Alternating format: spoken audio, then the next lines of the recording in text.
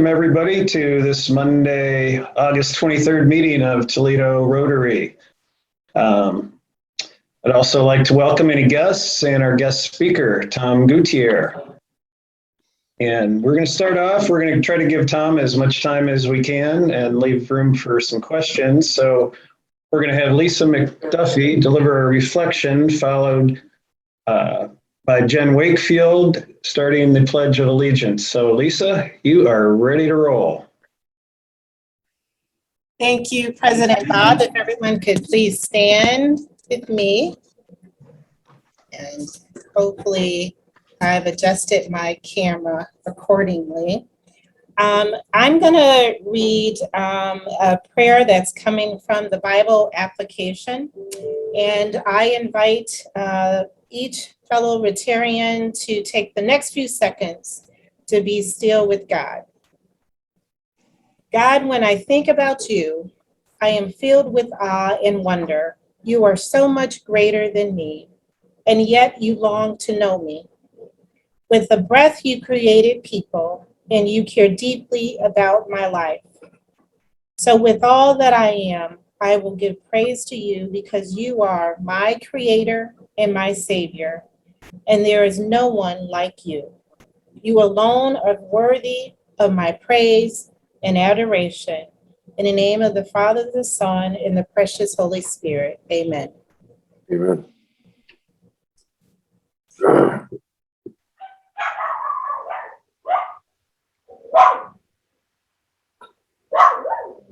Please Jen? stand for the Pledge of Allegiance.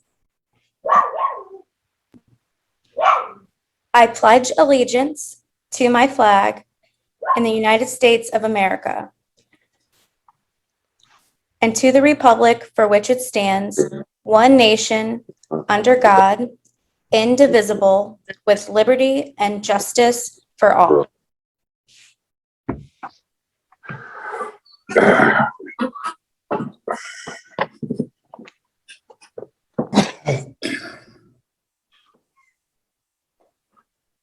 All right. You guys hear me? Yep. Okay. I got kind of logged off for a second. More technical issues. Thank you so much, Lisa, and thank you, Jen. Appreciate it. I would also like to thank Eric Fankhauser, past president, and Toledo Metal Spinning for supporting us, being our monthly sponsor. So thanks again, Eric. Appreciate it. Do we have any guests or anyone that would like to introduce a guest out there? You can put it up in chat and Matt will unmute you.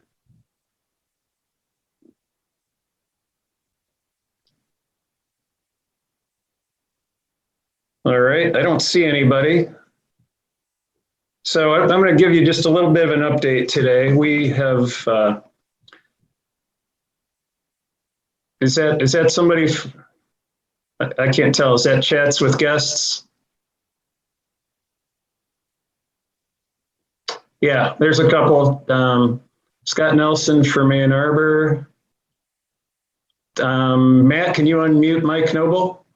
One moment, please.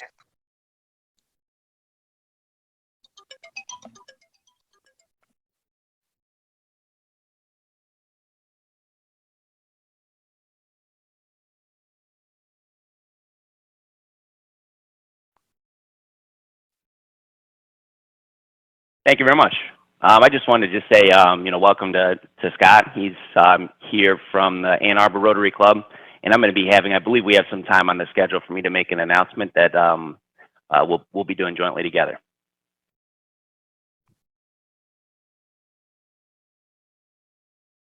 All right, welcome, Scott. And Mike, if you need some time, I'll give you some. I wasn't sure you were going to do that today, but that works.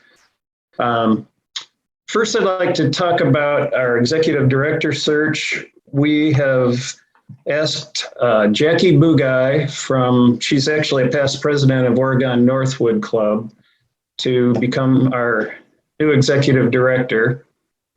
And so Kathy's going to be departing probably at the end of September, sooner than that if she can help it.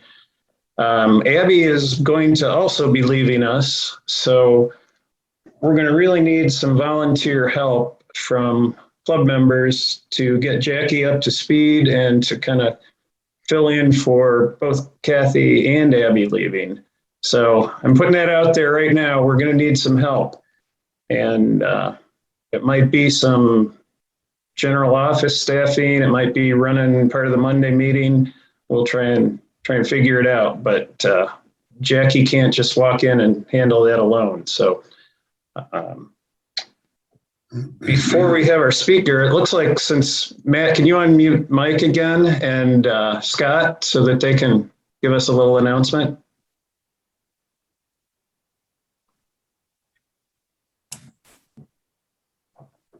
Very good. Thank you very much. Okay, so my name is Mike Noble, for those of you that have not met me before. Prior to, I've been with the club for about 4 or 5 years now. I was a past committee chair of the International Services Committee, where I really learned that there's a lot of power in Rotary and working together with partners from other clubs. And as you may have heard, Rotary International just added a 7th area of focus, which is environmental sustainability. And as part of this, I've joined a very impressive and well-organized Rotary Action Group called SRAG, Environmental Sustainability Rotary Action Group. One of my goals is to deliver SRAG projects and partnerships to our club. And so today, I'm introducing Scott Nelson. He's co-chair of one of the task forces as a part of SRAG, known as the Plant-Rich Diet Task Force.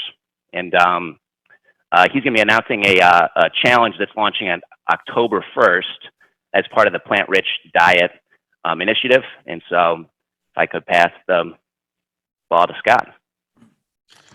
Hello, and thank you, Mike, for that introduction. I am the past president of the Rotary Club of Ann Arbor North 2016 through 2017. And Mike and I are serving together on the Plant-Rich Diet Task Force of the Environmental Sustainability Rotary Action Group.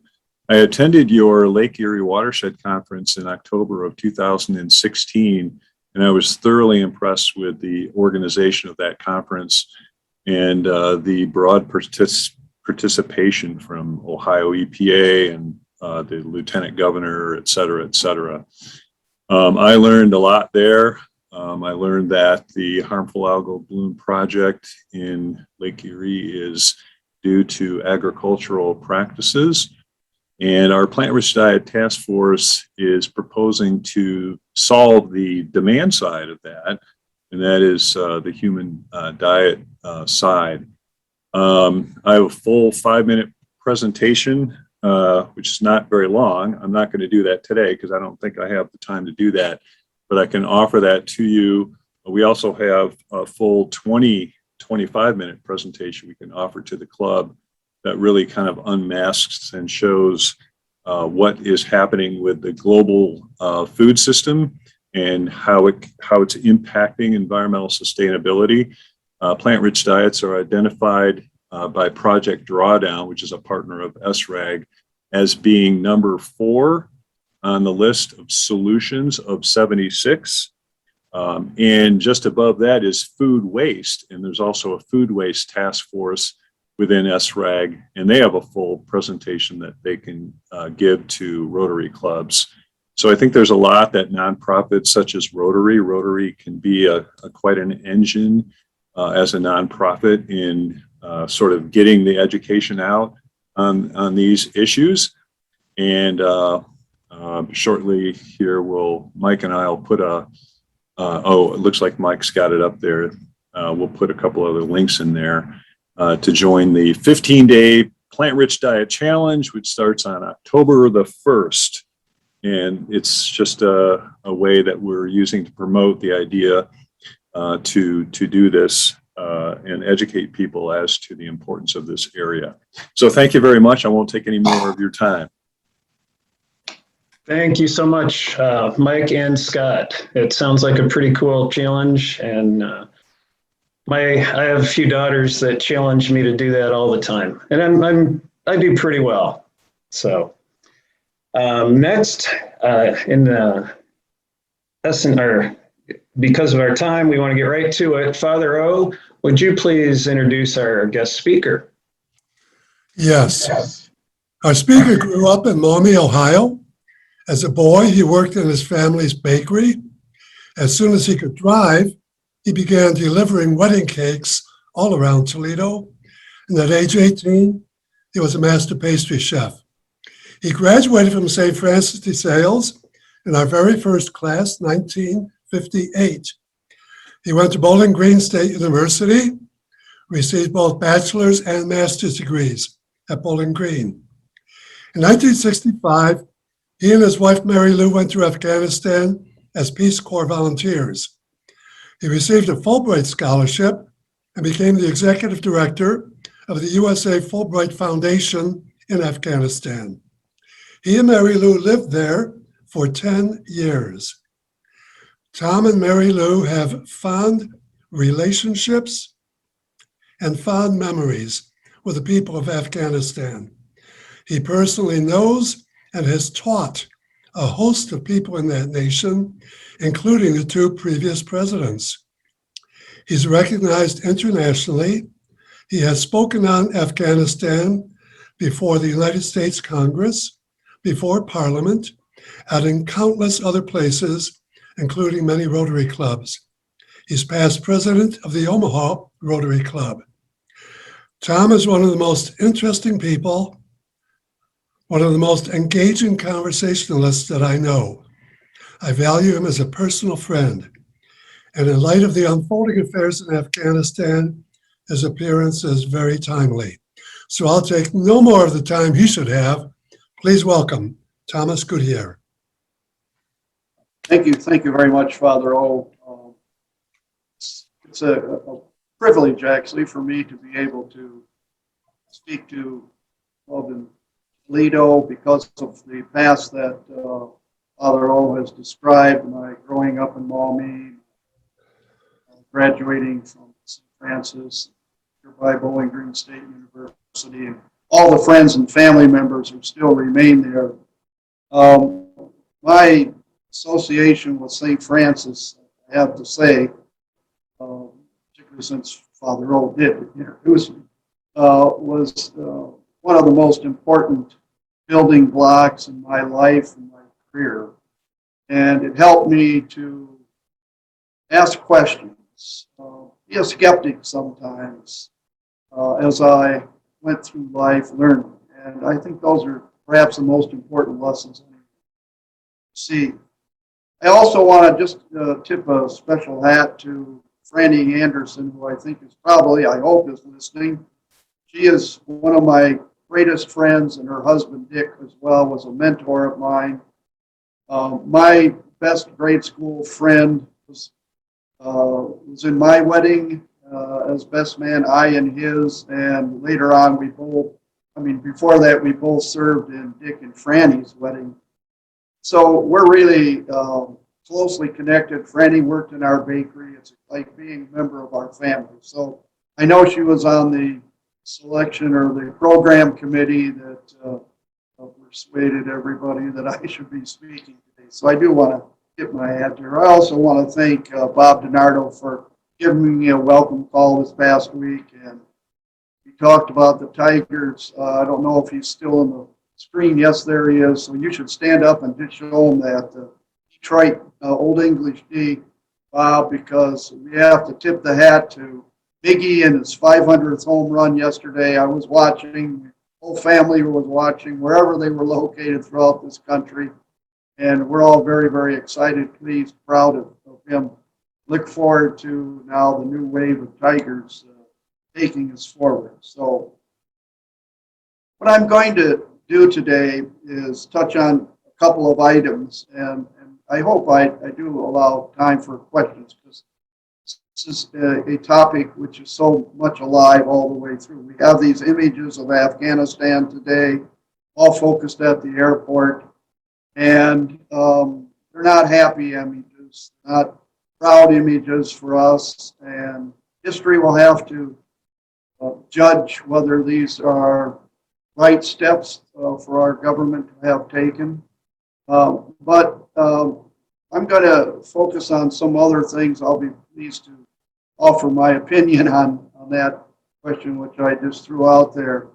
And We've had 4 presidents who have been in office during the time that we've been in Afghanistan during these last 20 years.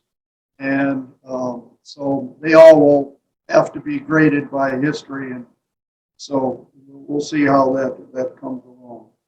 So what I am going to talk about are who are the Taliban. I think it's a name that people have at the tip of their tongue these days, but not everybody understands exactly who they are, where they came from, what support they have, make them so viable. I will do that. I will look at that. I will also take a look at some facts and fallacies and fantasies that people have about the whole situation in Afghanistan and our relationship with the Afghans. Then I will look at my assessment of why we lost in Afghanistan, why the Taliban won, why on the 20th observance of the events of 9/11, Taliban are back in control of Afghanistan. Then finally, I'll take a look at what to expect in the immediate and remote futures. While I do that, I want to ask Matthew, do you have access to those maps that I forwarded? Can we put up 1 or 2 of them? I believe slides are being handled by the Blarney team. But okay, I do want to just put a map up of Afghanistan. If it comes, fine, but we can come along that later. So first, okay, yes, great, that's super. So look, just please look at Afghanistan there in the center of that map. Then notice its neighbor to its east, to our right. And then also, please take a look at the 2 countries immediately to Afghanistan's west, Iran and Saudi Arabia, and that Gulf, Persian Gulf, but the ideological Gulf to which I'll make reference, it offers there. And it's very, very much a part of what the situation is. And so, thanks for bringing that up, and then we'll come back to another map shortly. So who are the Taliban? Taliban, it's important to know, are not an indigenous Afghan group, all right? They started out as a small group of indigenous people. They got a lot of support, and they were adopted by Pakistan's Ministry of Interior, and then that was later transferred over to Pakistan's overall military intelligence organization, referred to by everyone around the world, or at least who follow these areas, as ISI, Inter-Services Intelligence. And they have controlled, they have provided hosting, they have provided the training, they have funneled the monies that have come to the Taliban throughout their existence. That period in the 90s, and then when they were driven from Afghanistan, they also were found sanctuary in Afghanistan, and then the long rebuilding, retraining, refunding. Most of the money that has funded Taliban's existence throughout its history, and now in particular, comes from the same sources that fund Al-Qaeda and ISIS. That's an important point to remember. Pakistan doesn't have the money, the resources to do this. They have the logistical assets to make this a joint project, which has been going on since the early mid-90s. And so they took over Afghanistan in 1996, driven out in 2001, and now back here in 2021, they're back in control of Afghanistan. But the point that is important to remember that I've just raised is they are not an indigenous group. They leave Afghanistan when the fighting season is over. They go back into Pakistan, get more money, get more training, get more weaponry, get salaries. Then they go back into Afghanistan. They may be originally from Afghanistan. Some of them may have been born in Afghanistan and gone into the madrasas and refugee camps in Pakistan. And then they've been joined by others, people who have come from China, the Uyghurs, people who have come from Chechnya, others from the Middle East who have joined with them, and also members of various jihadi groups in Pakistan. And that's what comprises the military capability of the Taliban. So it's important to remember that this is their source, this is their ability to be sustained, and that they are not individuals who over the last 20 years or even over the last 20 months have been living in the towns and villages and cities of Afghanistan or in part of a civil war. Now, one of the facts and figures that I want to first stress is this war in Afghanistan is the forever war. It's America's longest. I know some of you from some of your photos I've seen here are old enough to remember that the North Koreans invaded South Korea in June of 1950. We still have over 100,000 troops in South Korea and in Japan this day. We helped the South Koreans develop their constitution, develop their economy throughout the rest of that period, through the 50s, 60s, 70s, 90s, and eventually developed a democracy. We're still there. We still fear events from the north. We're concerned about the nuclear weapons. And so when people call Afghanistan our longest war, our forever war, this is a kind of a misunderstanding. What Afghanistan really was the first battle in that war on terrorism that we're going to be fighting on infinitum into the future because of the resources of the various jihadi groups, but particularly those that focus on elements like Al-Qaeda and ISIS. And we hear about others that are fighting in the Horn of Africa, in Mali, and other parts in Africa, and even in the Philippines. So war on terrorism hasn't only been battle in Afghanistan. The unfortunate thing is, as we have seen in recent days, looks like we have lost that first battle in this very, very strategic war on terrorism, which our country will be engaged in into the future. That's an important fact to remember. Why did we go to Afghanistan in the first place? It was to drive out Al-Qaeda, to degrade them and degrade the Taliban. I think whatever we have done, we have not been successful in.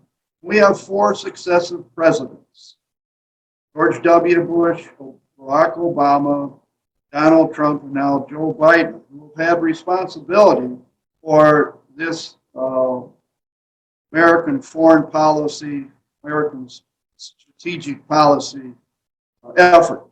And in the end, now as we look again at the anniversary of 9/11 approaching, we have not certainly been successful in degrading Al-Qaeda as much as we would like, and certainly not the Taliban, who are in control.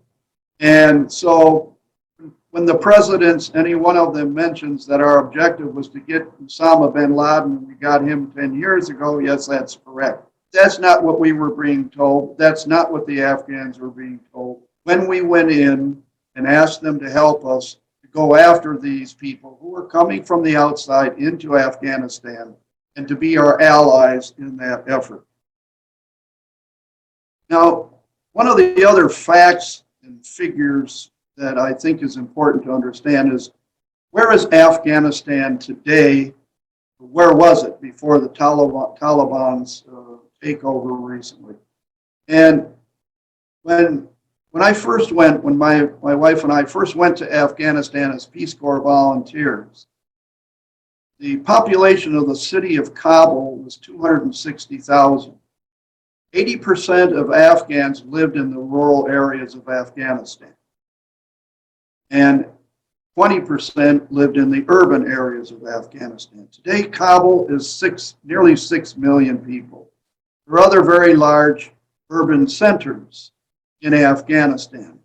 80% of the population today, it's a flip-flop. 80% are living in urban areas, 20% in the rural areas. Why? Because people were trying to evade, get away from situations that harbored the Taliban, that they wanted to have education, they wanted to have medicine, they wanted to have professional opportunities and training.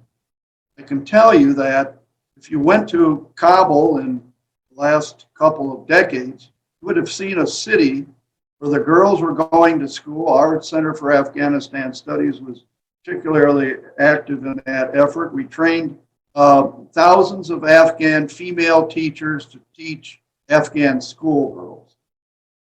Nearly 50% of the school children, aged children in Afghanistan today are in school or were being educated. Women were in colleges, women were working in government offices. There was a lot of physical development throughout the cities of Afghanistan where people were engaging in professions, law, medicine, education, development, engineering. There was a lot of physical development.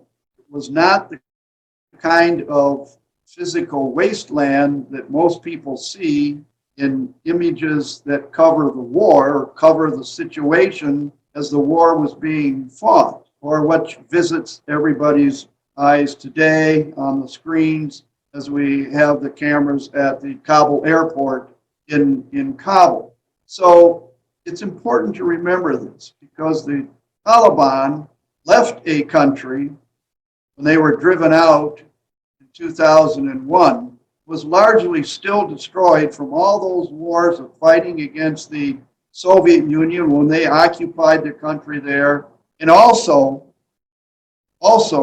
a situation that through the years was exacerbated by civil wars and other events that were ongoing in the region. So this is very, very important to remember. Afghanistan itself was not, going into this most recent period, a developmental wasteland. In fact, it was really making progress in many, many ways. I'm going to turn off the fan over.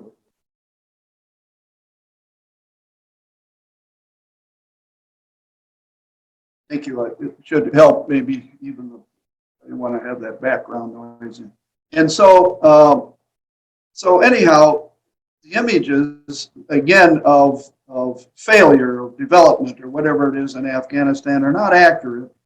And neither were images and professions of this fact now by our government, some members of our government and others, that the Afghan military, that the training of them was totally wasted, that these people weren't in a position or had the capability, the capacity to defend their country. Well, people also say they didn't seem to have the will. And, that is the most important part of the situation and what I'm talking about today. Why did they lose? Why did these militaries seem to be lacking in will? Well, if you were following the history, and the history will show this, we had 4 successive administrations who never had a policy in Afghanistan that was put together with an understanding of the situation in Afghanistan, as I was kind of pointing out to you on that map. What was going on in Pakistan? What was the impact of events in Iran and Saudi Arabia? These are important underlying elements and issues at the foundation of everything that we have here. First of all, the border between Afghanistan and Pakistan is very porous. And so we can, I think that if somebody can put up that last map of the series of maps which I presented, I can point that out to you. And look right here at this map, and that one there, it shows you the ethnic makeup of Afghanistan. Move to the next one, please, and I'll show you the map of the border. That very black, heavy line in the middle. To the right of it is a lighter green, and then that's Pakistan and that's Afghanistan. Across the border is where the Taliban keeps streaming. To the right of that border, in that lighter green area and in the bottom area, which is a kind of a striped beige, this is where the Taliban were constantly getting sanctuary, getting funded, being trained, and getting the monies that they needed to go back during the fighting periods, as they call it, during the non-winter, early spring and periods in Afghanistan. And so that border is very, very elemental to understanding the makeup of the situation. If you could go back now to that first big map, which shows all of the countries, I want to just stress some point there. And this is that one. So you see Iran and Saudi Arabia on that map. Understand that Saudi Arabia, of course, is the shepherds of and the host of the holy places of Sunni Islam. Iran, across the Persian Gulf, is the same for the holy places and of Shia Islam. Shia Muslims constitute 15% of Muslims around the world, and they predominantly are located in Iran and Iraq, Azerbaijan, north of Iran, and in Bahrain, but also in just about every other Muslim country. There are 20% of the population of Afghanistan. The Sunnis are 85% of the population of the Muslims, 85 to 80%, and they look to Saudi Arabia. Well, these two branches of Islam are constantly at odds with each other, and it's become a very violent physical battle. And we know this because of the proxy battles that are being fought in Yemen, which is at the bottom of your map down there in pink, and then also in the Horn of Africa down there in that bottom, and over in Mali and in the Philippines, and the fighting that goes on periodically in Lebanon with the Hezbollah group, the fighting that we saw in Syria with Bashar Assad's government, predominantly Shia, getting support from the Iranians and Iraqis, and also in various other parts of that. In Iraq alone, for example, the population of Sunni Muslims is only about 17. The population of Shia Muslims, which would have attachments to Iran, 63. Then the others are the Kurds who live up on the north. I want you to understand this is at the foundation of issues. There's this constant war going on. What that constant war does, it generates funds that will be sent to anyone who's fighting what appears to be the enemy of the other. So in Pakistan and Saudi Arabia working, they tend to fund the Taliban, who are extremist, fundamentalist Sunni Muslims who have declared their primary enemy are the Shia Muslims of the world, and there are 20% of those in Afghanistan. So they're going to get the money, and they're going to get the preponderance of support that is required.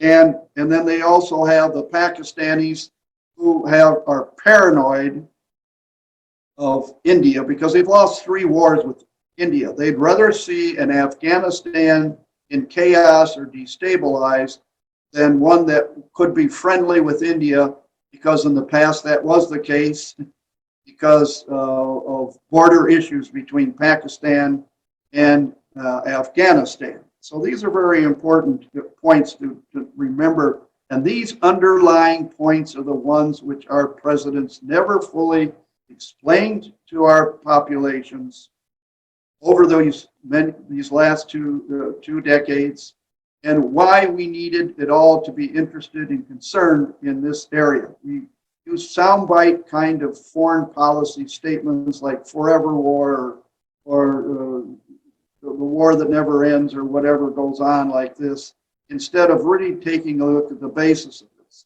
Okay, so given that, then why we lost? Why the Taliban won? You can remove that. Okay, and this is an important point here. The morale. When President Trump and Mike Pompeo went to Doha in Qatar to set up the meetings, try and negotiate an end to the war in Afghanistan, we met the U.S. government with the Taliban, but the Afghan government, our allies, were not invited. How do you feel about that if you're the Afghan government, if you're the Afghan people, if you're the members of the Afghan military? Are our allies going to stick with us? What does it look like if you're an Afghan in any of those situations?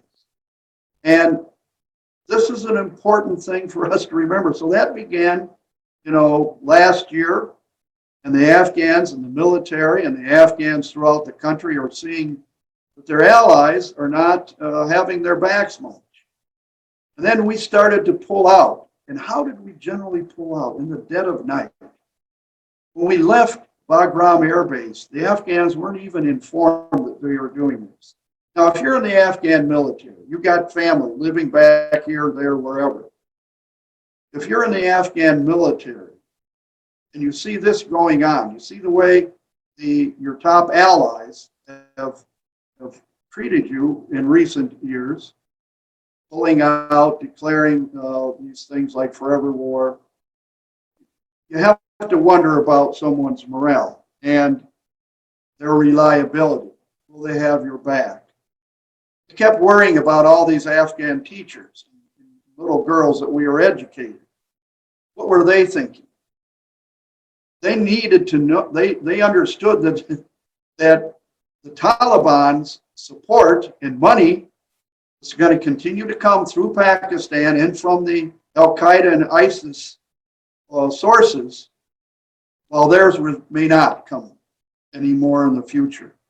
What do? You try and cut your losses personally, keep your families alive, keep yourself alive, and you fade into the woodwork. It doesn't look good. It's unfortunate, but think about what one might do in such circumstances. General McMaster, was a national security advisor for Trump, disagreed with this policy. He left that administration and he said, "We are defeating ourselves. We have defeated ourselves in Afghanistan." He believed that we should keep a force of 2,500. Again, 2,500 counterterrorism people don't cost us a heck of a lot. It's not like we had in the beginning part of the war. It certainly doesn't equate to the 100,000 plus that we have still in the Koreas or in Japan, and the many more than 100,000 people still in Western Europe who went there to save Greece and Italy from falling to communism. Still there.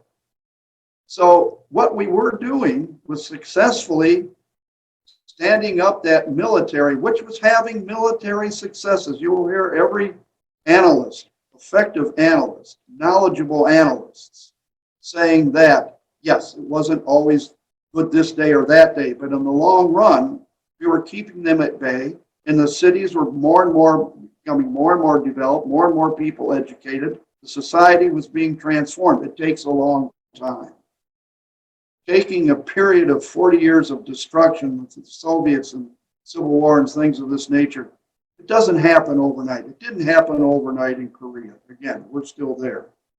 There was one individual who perhaps said the most important thing, and those who are engaged in our intelligence networks know this of this person. I met him, I knew him. He was the head of this ISI, Pakistani Military Intelligence Organization.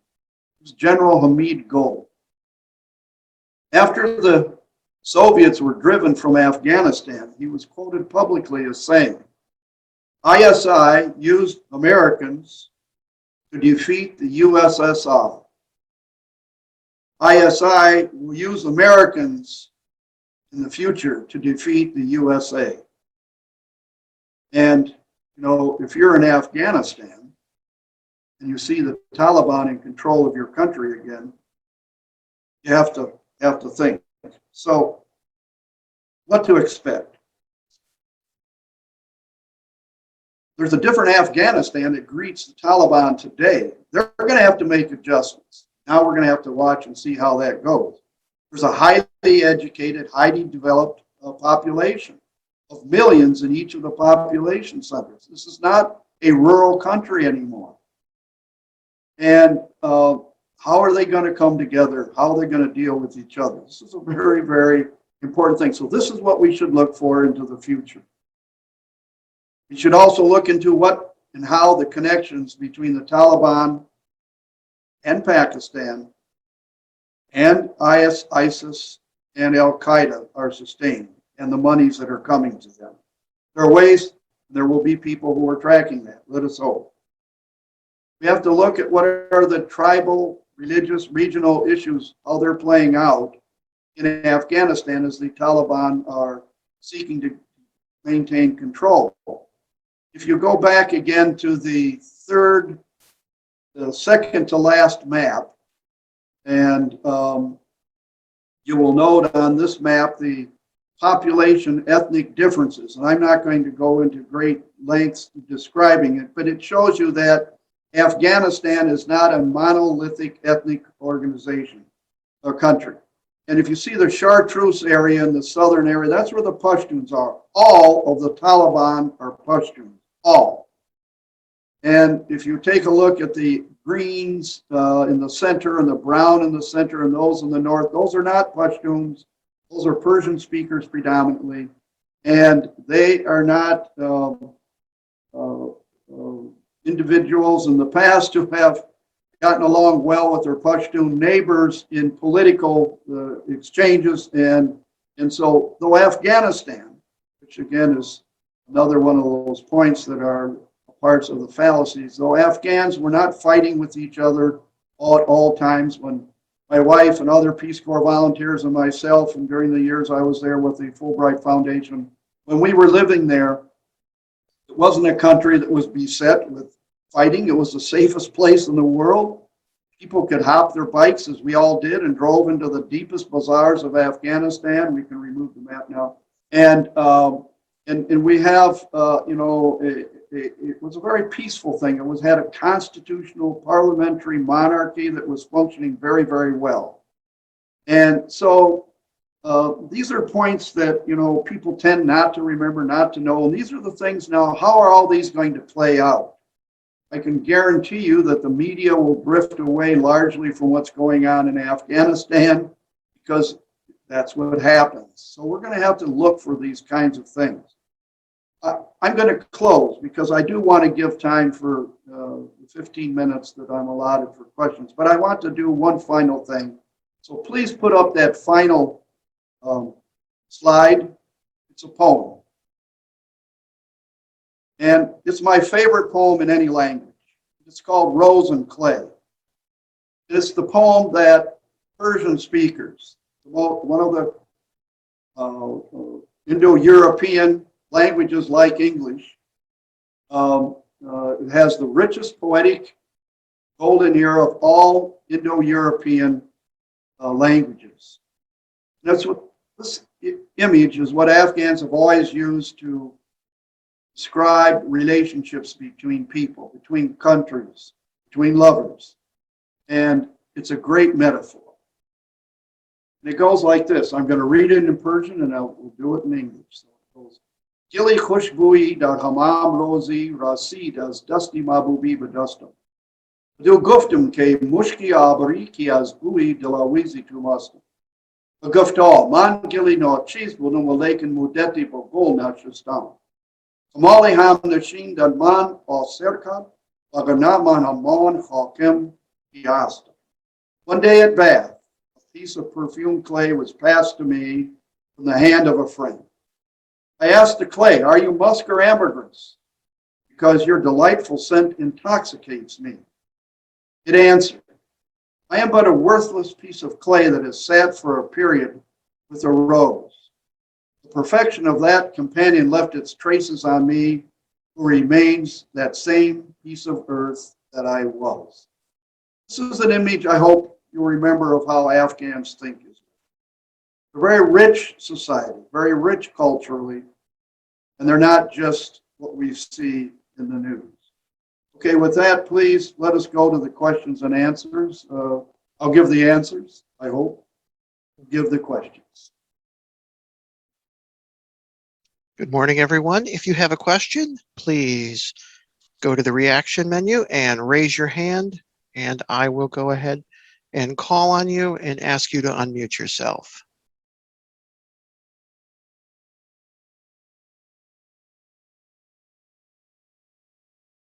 Okay, John. What's your question, John Wasserman? Tell me a year from now, your best prediction of how Afghanistan, the Taliban, what will things look like a year from now? Well, you're asking for something that nobody is ever able to do about any country in any situation when there have been changes of this dramatic nature. But what I can tell you is I hope that the Taliban are true to what they're saying. I have grave doubts, but I hope that they are a different group these days, that they're more tolerant, because I fear for the lives and lifestyles of those people in Afghanistan. And let me remind you, millions, 90% of the population were in those population centers. They don't want what the Taliban was before. They want their development, their education, their access to health to continue. So I can't, John, predict 1 year into the future. I'd like to be able to. But it just depends on how these issues play out with and against each other. And if they don't play out well, it'll be a disaster for people. I'm really very worried. I have lots of friends still alive living in Afghanistan, people who used to work with us, thousands of Afghan female teachers whom we trained, who believed in us and our encouragement. When our presidents say we didn't go in there to nation build, I can tell you, I was in the room when George W. Bush was with President Karzai as we signed a contract to train the Afghan female teachers. And he said, we are going to be with you. You've stood with us. We are going to be with you as you educate your children, bring health care to your families. We will be there. We will not leave you. That to me sounds like some kind of promise to nation build.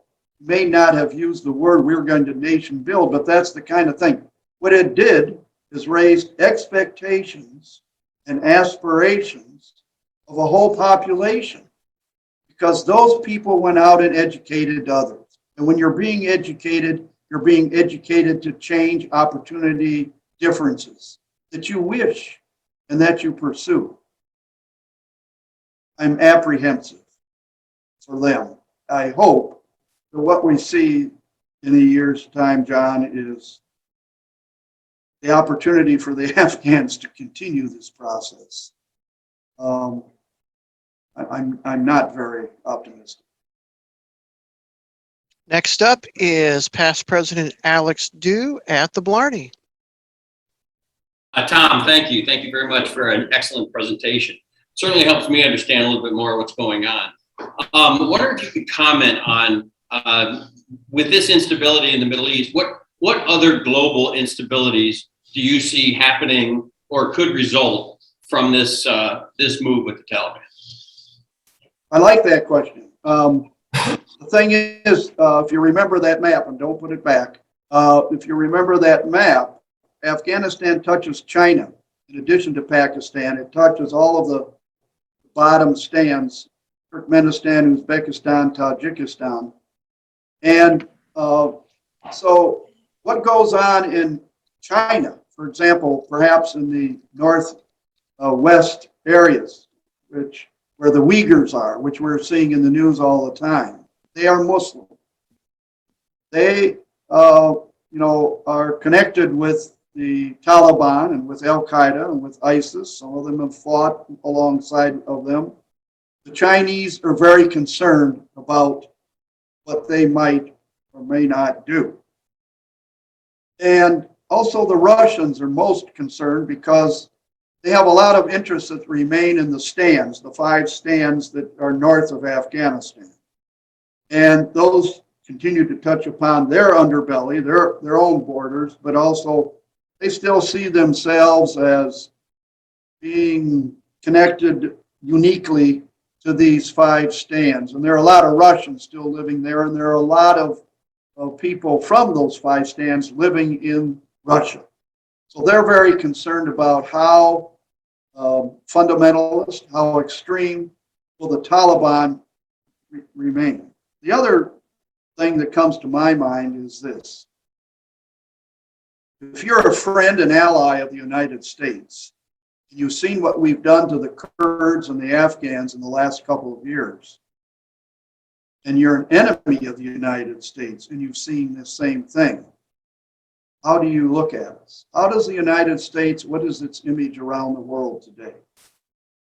And I've just been following the BBC mostly, but also Radio Deutsche Welle. And, the British and their governments and the Germans and their governments have decried the way the United States pulled out.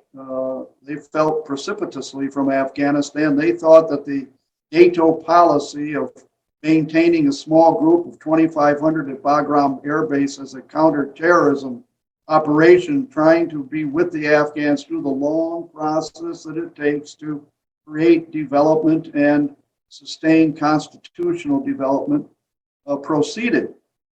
So, I think in any activity that we may be engaged in the future, we ask others for their help or partnership. There will be an element of skepticism that is flashing through their minds as a result of our recent performances.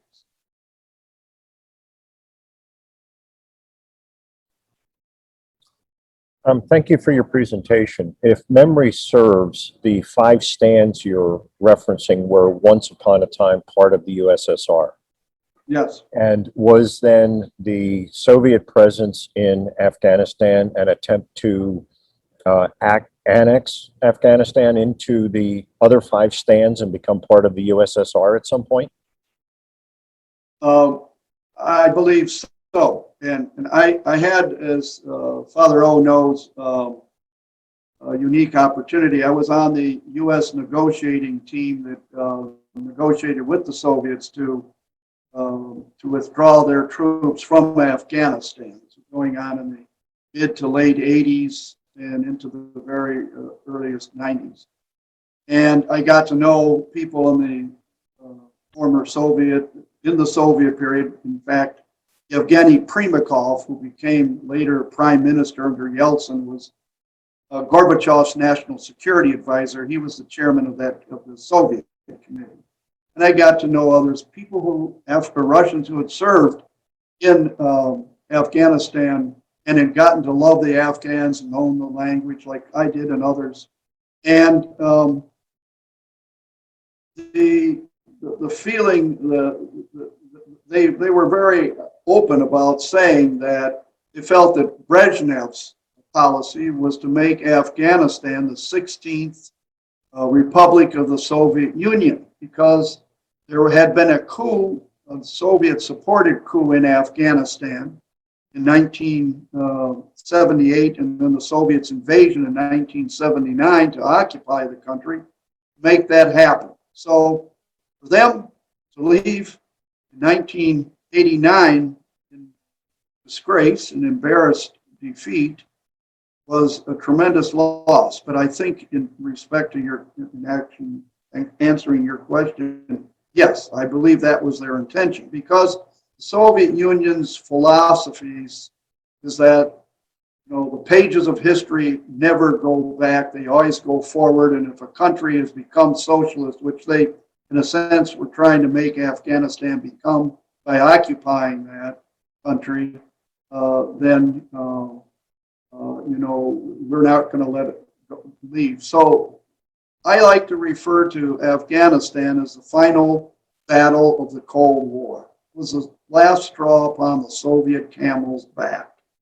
It was gone in 1991, the Soviet Union.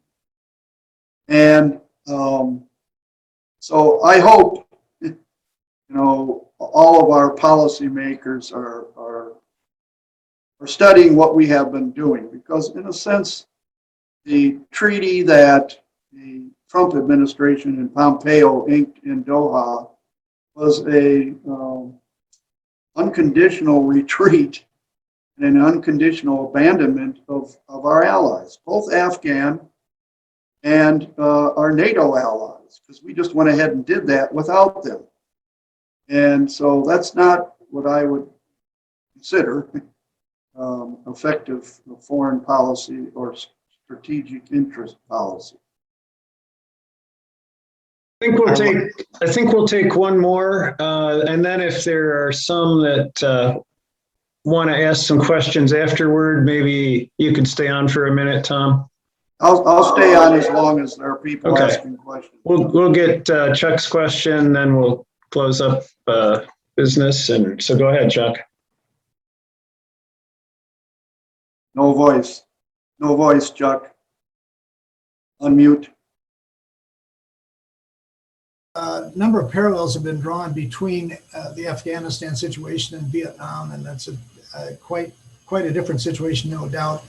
But following Vietnam, our club and a number of Rotary clubs in the area got engaged and founded an organization called DOVE, the Development of Vietnam Endeavors, really to support veterans who were coming out of that experience, who really were struggling with PTSD and all the other things. And in the subsequent 20 years or so, that's since then, since the founding of DOVE, millions of dollars of people-to-people aid have gone in and have really transformed huge sectors of that economy. And we have great friendships, and more than 55 schools have been built and clinics and so forth.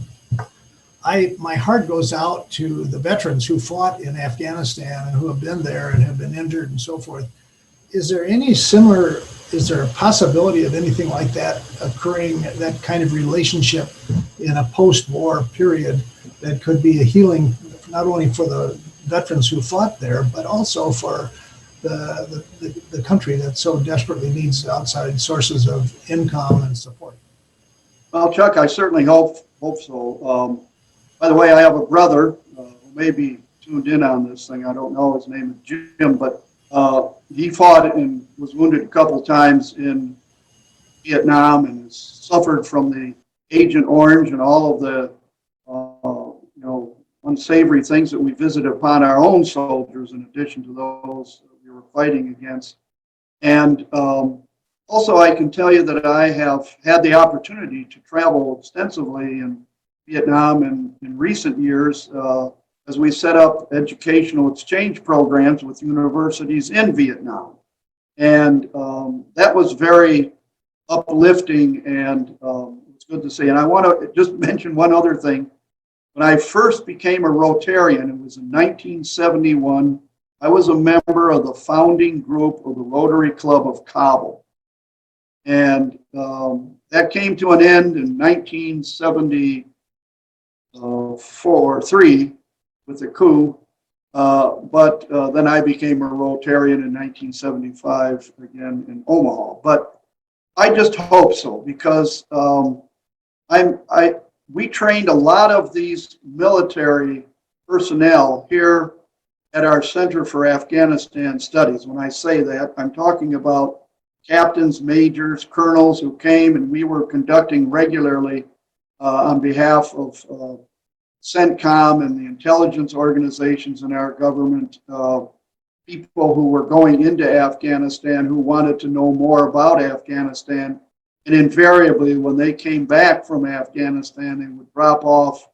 And we're talking about hundreds and hundreds and hundreds of people who are leading our country's presence there. They would come back and they would decry the fact that our government never seemed to understand what it was doing there. And there has been a report out, you may have seen it, it's by an organization that is a branch of our government, GAO, Government Accounting Offices. It's called the Special Investigator General for the Afghanistan Reconstruction. It's called SIGAR, SIGAR. And it has pointed out 20 points just in the last couple of weeks of why we didn't do well. And every point is rooted in this issue of not understanding what we were doing. But I didn't answer your question directly, Chuck. I can only tell you it took a long time for us to do right by our Vietnam veterans, a long time. And we denied, our government did, a long time, the treatment that they should have received from things like Agent Orange and PTSD and things of that nature. Perhaps because of that battle having been fought, these veterans who served in Afghanistan will have a leg up in this whole matter in terms of how they are treated. And one can only hope. There are many, many, many.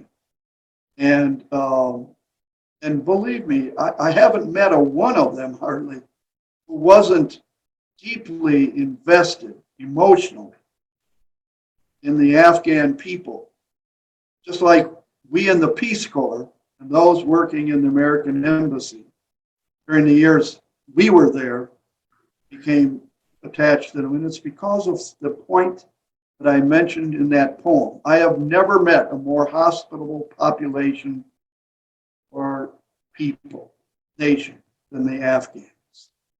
Exceedingly high. That's the thing that drives my feeling, drives my connections to them to this day.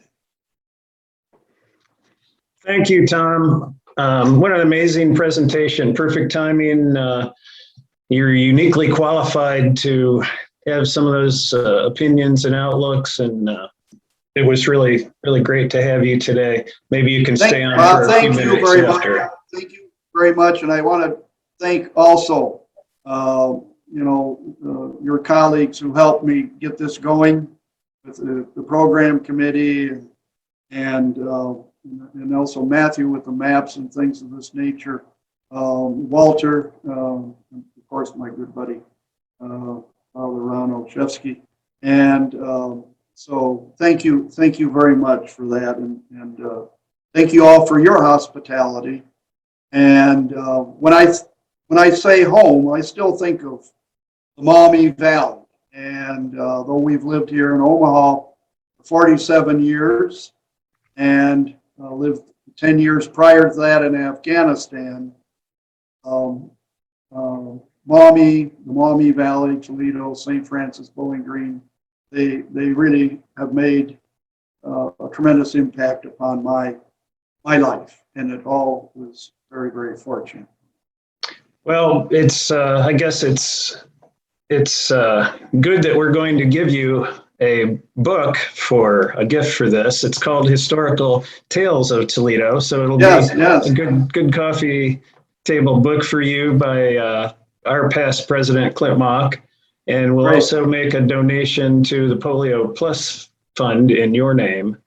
Yes. And good. I would also like to thank some of our helpers today, Lisa and Jen for the pledge and the reflection, Mike Noble, Scott Nelson for the plant-rich diet announcement, and the AV crew again. Appreciate it. And Father O for the introduction. And now, if we can get Chuck Mann on, he would like to give us a laugh to send us off.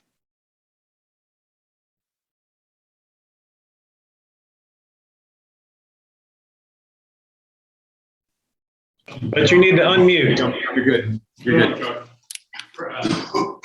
Please forgive my back. I just wanted to mention that I graduated from Central Catholic High School in 1969, and we had at least 5 stands in our graduating class, and they all got along fine.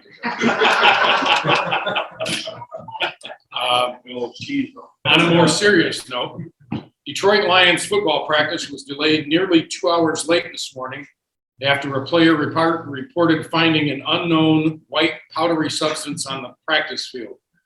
Head coach Dan Campbell immediately suspended practice while police and federal agents were called to investigate. After a complete analysis, FBI forensics experts determined that the white substance unknown to the players was the goal line.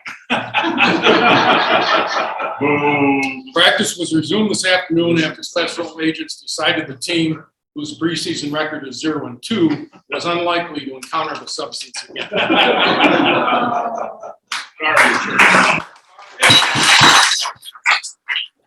Thanks, Chuck. Appreciate that. Next week, we will again be on Zoom, and we'll have our fellow Rotarian, Dr. Romulus Durant, talk about TPS, Toledo Public Schools. There are no committee meetings today, and I don't have a bell, but we are adjourned. Ding. Thank you, Matt.